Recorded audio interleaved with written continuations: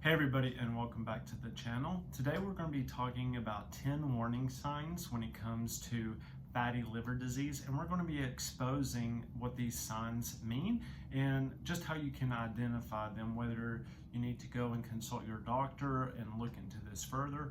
We're also going to be talking about at-home remedies that you can use in order to help combat fatty liver disease, so that you're not using medications that can potentially be more harmful to the liver, since that is where they get processed.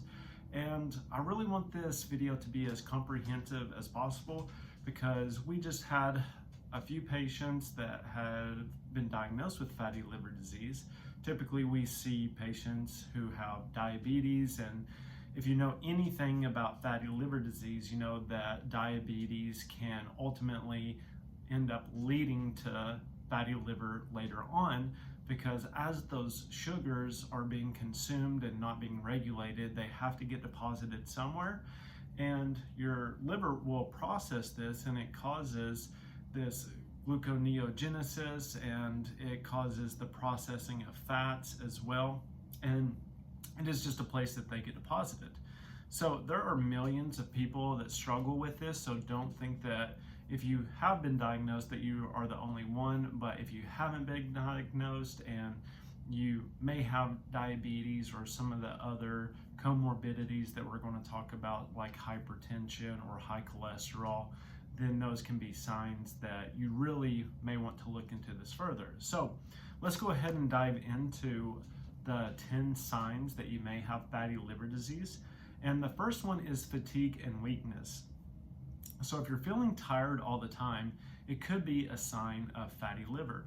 Now, the excess fat on the liver affects its ability to function properly, and this can lead to fatigue and weakness.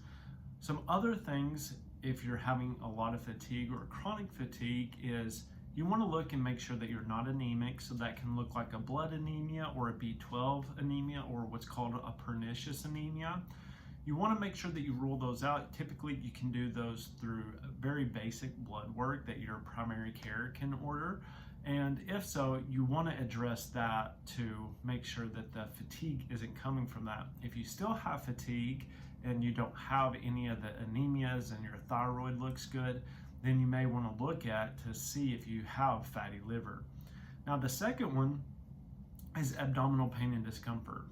If you experience persistent pain or discomfort in the upper right abdomen, so right and under your rib cage on the right side, then fatty liver may be causing inflammation and enlargement of the liver, and this can lead to that discomfort that you feel. So if you feel like a sharp pain, if it takes your breath away, if it just feels achy and under there, or you feel like pulsations in that area, then you may want to tell your doctor about this and look into some of the signs and symptoms. That is also very common for any type of gallbladder issues, especially if you notice it after fatty meals. You want to make sure that there's no digestive issues going on, that the gallbladder and the liver are working very well. The third one that we're going to be talking about is jaundice. And so if you notice any yellowing of the eyes or the skin, this is a classic sign and symptom of liver disease. So if the scleras, or the white of your eyes, if you notice that there is a yellow pigment to them, then obviously that can be a sign that you may have jaundice. So ask somebody, if you think that you may have this, to just look at the pigments of your eyes and make sure that they're not yellowing, making sure that there's no yellowing of your skin or anything like that. But that is one of the foremost symptoms that you get when it comes to fatty liver. Now, the next one is weight gain. So unexpected weight gain, especially around the abdominal area, can be an indicator of fatty liver disease. Excess fat in the liver can disrupt metabolic functions, leading to weight gain. So if the liver is toxic, what will happen is that it's so concerned about detoxifying the body that it can't process these fats and either convert them into your sex hormones, or help excrete them through the bowels in order to get rid of any excess fat that there may be.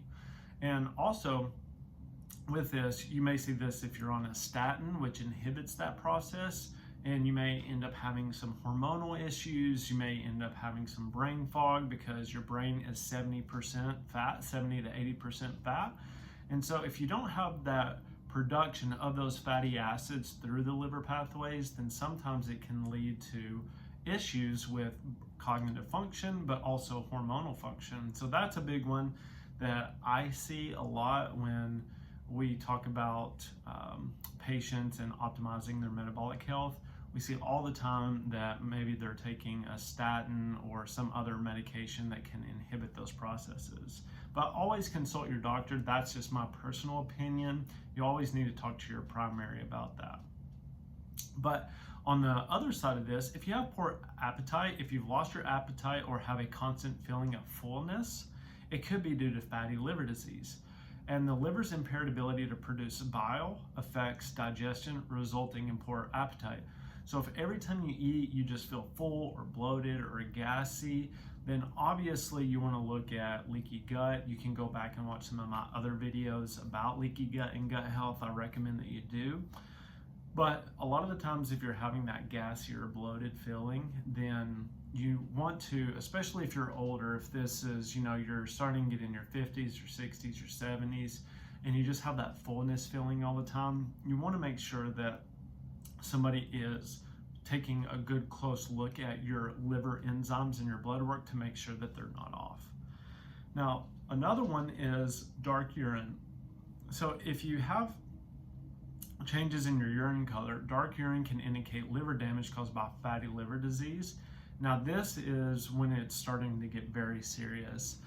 Unless you're working out a lot and you haven't worked out in a long time, there's something called rhabdomyolysis, which will cause a Coca-Cola appearance in your urine. So that is one way that will appear.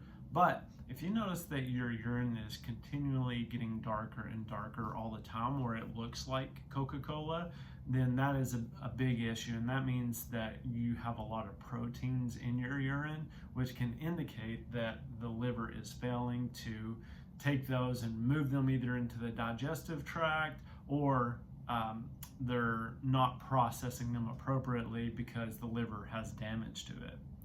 Swelling in the legs and ankles. So fatty liver disease can lead to fluid retention, causing swelling in the legs and ankles. If you notice persistent swelling, then you definitely want to make sure that this isn't an issue. Along with congestive heart failure and kidney disease, liver disease can also be another sign of swelling in the legs or the ankles.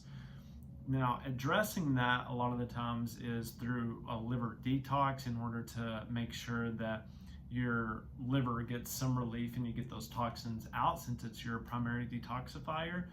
But also, you want to make sure that you're controlling your blood glucose, because that can contribute to it as well. Alcohol, some medications can lead to it since they're taxing that system. So being aware of what causes it is basically the best knowledge that you can have in order to prevent it from happening. Then number 9 is high blood pressure. So fatty liver disease is often associated with insulin resistance, which can lead to high blood pressure. So monitor your blood pressure regularly and make sure that you consult your primary care if you're having those issues. A lot of people that we see are on some sort of blood pressure medication, and this warrants us to look into if they have fatty liver disease, if they have metabolic issues. But just like this says, when you're talking about insulin resistance, go back and watch. I have 2 videos about insulin resistance that can help you understand how to combat that. But a lot of the times that can raise your blood pressure because you're going to have more blood sugar, you're going to have more glucose in your blood, and what will happen is you're going to pull that water from the tissues into the bloodstream to balance that out, which will increase the volume and the pressure inside of your blood vessels. And that's how that works. Now, obviously, the last one is elevated liver enzymes. So if your blood tests reveal that your liver enzymes are elevated, it can be a sign of liver damage. It doesn't always necessarily mean that it is, but it's definitely something that warrants a check. And so now that you're aware of these signs and symptoms of fatty liver disease, let's talk about ways that we can combat this. So the first one obviously is eat a healthy diet. You want to focus on consuming foods rich in antioxidants, fiber, and healthy fats. And you want to make sure that you avoid processed foods, sugary drinks, and saturated fats. Now, on the saturated fats, I'm okay if they're coming from a meat source. I'm not okay if they're like a trans-saturated fat coming from Oreos or any of your snack cakes or anything like that. Definitely cut those out. So the basic kind of premise for that is that if you can't pick it or kill it, then you don't want to eat it. So if you can't go and pick it from nature, if you can't kill it and eat it, then it's probably not a good food for you. Another way to combat this is exercise regularly. Now, I suggest that HIIT training is the most effective. So doing something high intensity for 10 to 20 seconds and resting 30 seconds, that can look like squats, sprints, push-ups, sit-ups, jumping jacks, whatever it may be. And doing that for 10 minutes is a very good way in order to push all of that glucose into your muscle tissue and to regulate blood sugars and to burn any of this excess fat. Walking 30 minutes a day is great, but with HIIT training, you're going to get more effective metabolic influences rather than just walking. But walking is great. If you have any questions about that, just comment below. We do have an app that can regulate, help you come up with an exercise plan as well as the diet plan.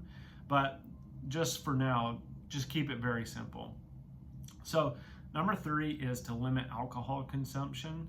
So even though you may have non-alcoholic liver disease, it can worsen with alcohol consumption. And you may not even think that you're consuming a lot, but when you put it pen to paper, you're actually doing more than you think.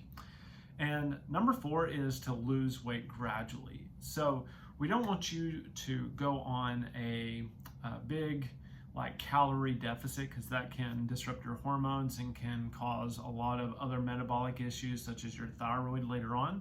So you want to make sure that you do it gradually. Intermittent fasting is a great way to do that. I just posted a video not too long ago about intermittent fasting, and so it may be here or just go to my channel and check that out, but it gives some tips and tricks about how I use intermittent fasting to regulate my metabolic health and how you can too.